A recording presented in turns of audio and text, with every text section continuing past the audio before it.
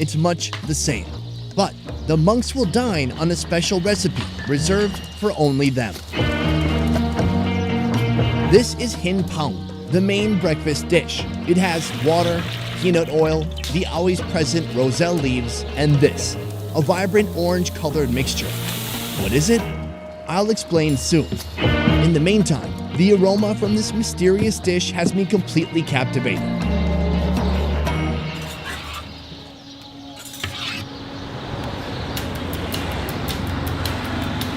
Mandalay is Myanmar's cultural and religious center for Buddhism, with numerous monasteries dotting the landscape, along with more than 700 pagodas. Right now, I'm in Aung Mae Tarzan Monastery. Housed here, 75 monks in total, from the ages of 35 to over 100. Each man here has his own morning duties, acts that contribute to the greater good of this community. But when the food is ready, they all take time to gather round.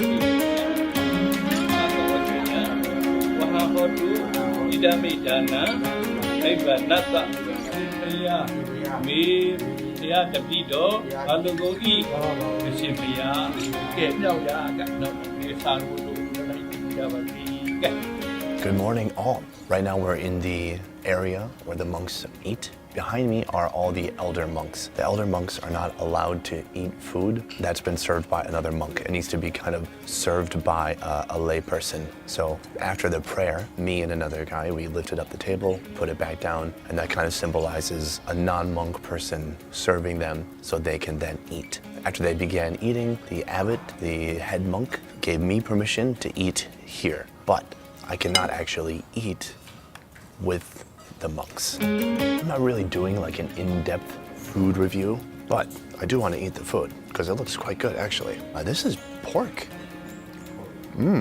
Pork and some fish in there. This is what we saw them preparing. It's a very common type of dish that you would see here. I'm gonna try that out. I'll tell you one thing, you don't have to give up to be a monk here. That's delicious food. To be honest, I don't know a ton about Buddhism, and that's why I'm here, to kind of learn more about it. Things I've heard in the past where, monks cannot eat meat, they cannot do certain things. Although this morning already I see some people are eating meat. I saw a guy walking by earlier who was smoking a cigar, so that seems to be okay. So to get a more close, intimate experience with the monks, I need to become a monk, in a way, not purely, but I can give it a go. Let's see. Oh wow. They're quick eaters. They're like me. We have something in common.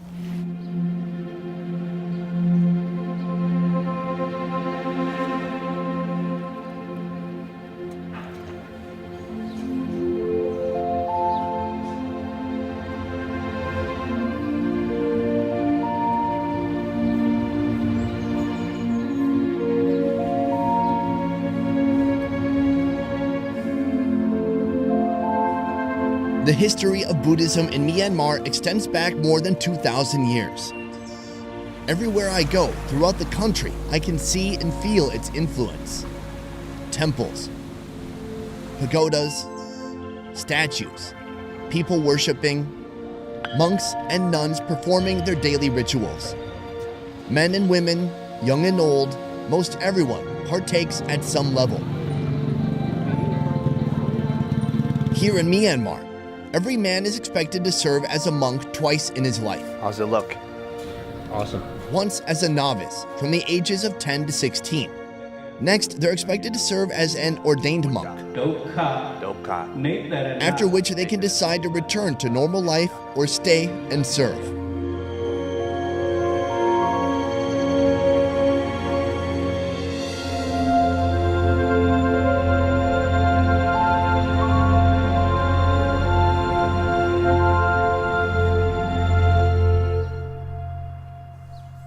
First of all, thank you for having me here today, welcoming me to the monastery.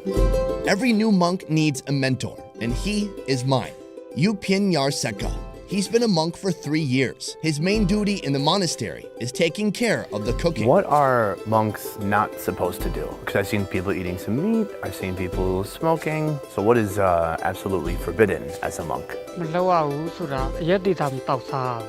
Strictly no alcohol, no close physical contact with females and also respecting the elders. He may be younger than you in real life, but because he's been in monkhood longer than you, you should pay him respect. Likewise, he has to pay respect to the ones who's been a monk longer than him. You've been here 3 years. How long did it take you to get used to the new lifestyle and new routines that are part of being a monk?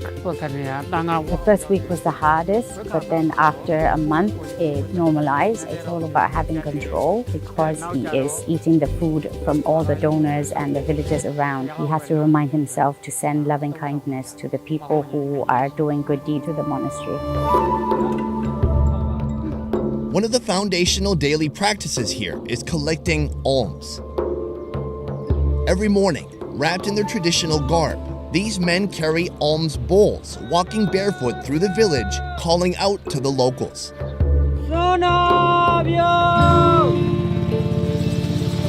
As we move out of the monastery, villagers are already awaiting our arrival.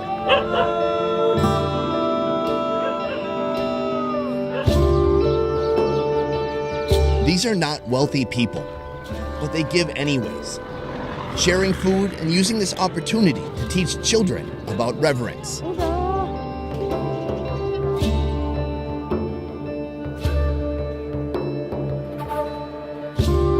Why do people give you food? Why do they want to contribute? Because of good deeds and they gain good merit. Lord Buddha preached that if you donate food to the monks, both in this life or in your next life, you will be the gift of beauty, the gift of wealth, the gift of longevity, good health, and good minds. Is there a favorite food that you're hoping somebody contributes? Is that allowed? Not really, because the Lord Buddha taught them that it's all about you have to eat whatever's been given to you. What about if it's pouring, if it's raining? Are you still going out in the rain?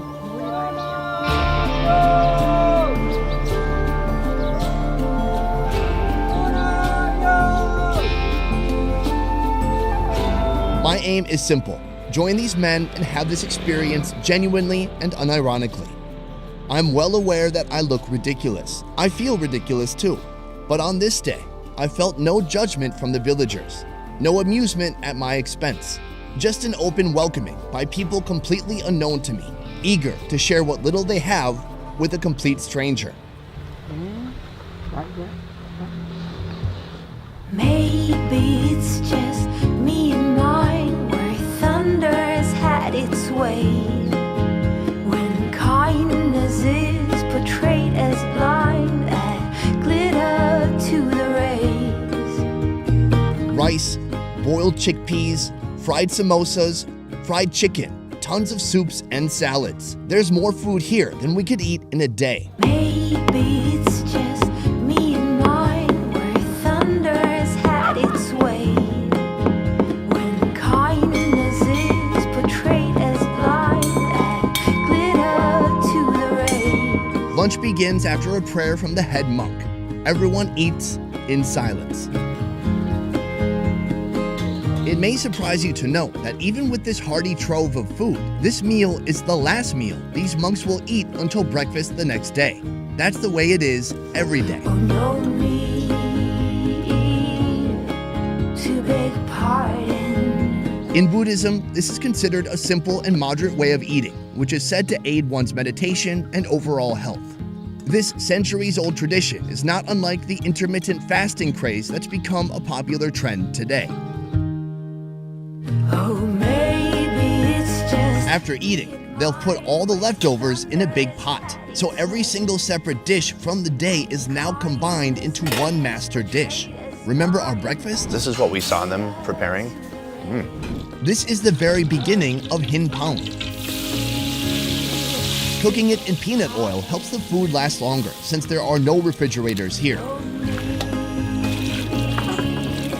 It's simmered for an hour, combining the flavors and recipes from dozens of households, and eventually served the next day for breakfast.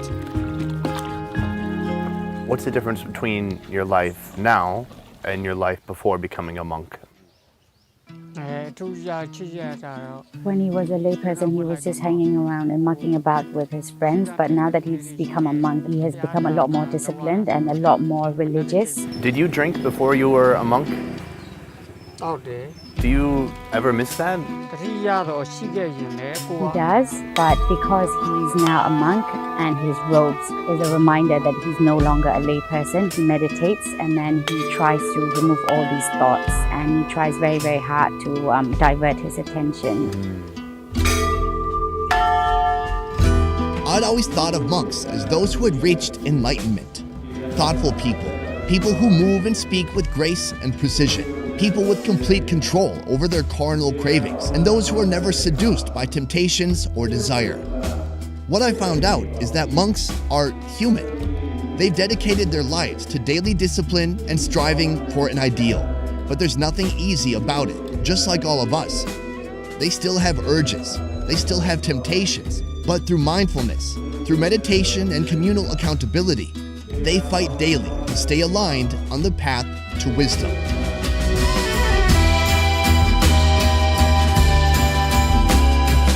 Upinya Saka, thank you. Thank you. Amazing experience. Thank you for being my mentor. Okay.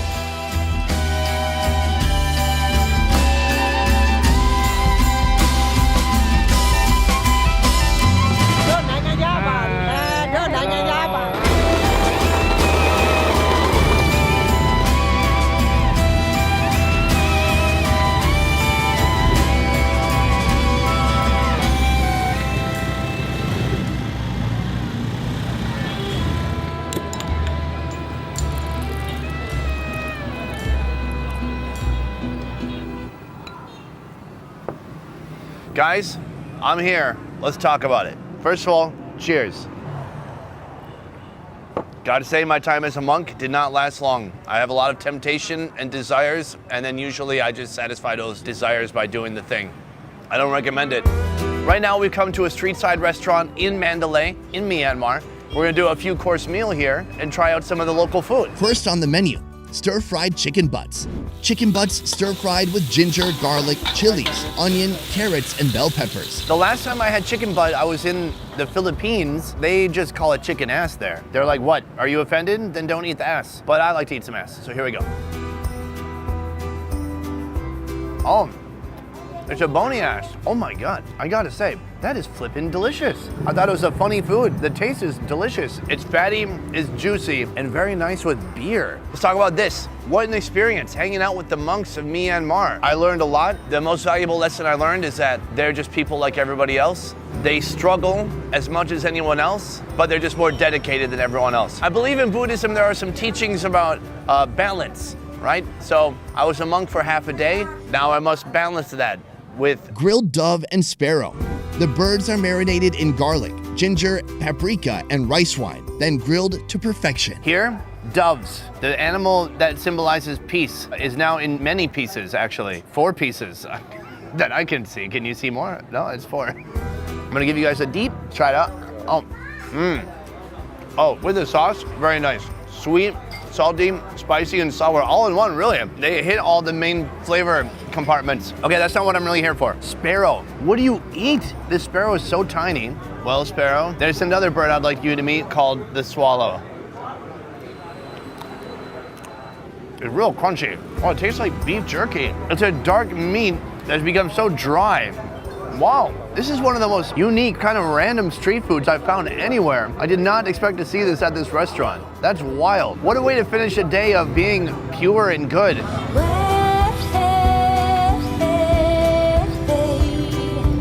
Unlike the monks, I'm not ready to give up my worldly urges, at least not all of them. If Myanmar has taught me anything, it's that life requires balance. Balance with community, friends, and family. Balance with intoxicants, balance in work, balance in play. And if you are a monk, at least here in Myanmar, the one thing you don't have to give up is darn good food. Guys, that is a wrap on Myanmar. I want to say thank you so much to Gugu sitting next to me. Because of Gugu, we are able to come here and explore very unique sides of Myanmar that I think many people have not seen before. Guys, that's it for this one. Thank you so much for watching. I'm going to see you next time. A peace. Oh, you said it very like properly. A peace.